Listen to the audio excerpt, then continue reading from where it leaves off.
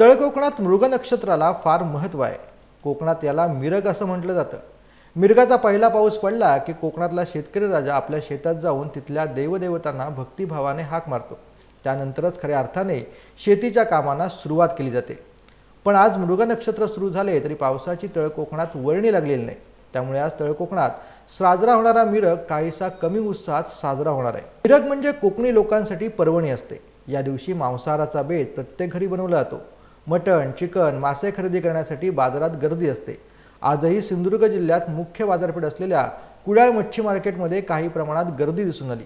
मासे महागल्याने नागरिक चिकन, मटण खरेदीकडे जास्त गर्दी करत होते। बाजारात पापलेट 1500 रुपये किलो, सुरमई 1500 रुपये किलो, बांगडा 300 रुपये किलो, कोळंबी 400 रुपये किलो असे दर आहेत। मासे महागल्याने मटण आणि चिकनची खरेदी सध्या वाढलेली पाहायला मिळाली। पण पावसाची एंट्री न झाल्याने यंदाचा मिरग काहीसा सुका झालाय।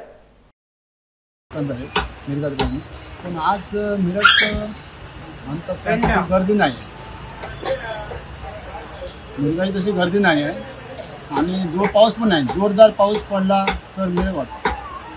अच्छा, पाऊस असला तर गावठी जोरात खूप असला, पण आज पाऊस नाही आणि पाऊस नसल्यामुळे मिरग तसा वाटत नाही।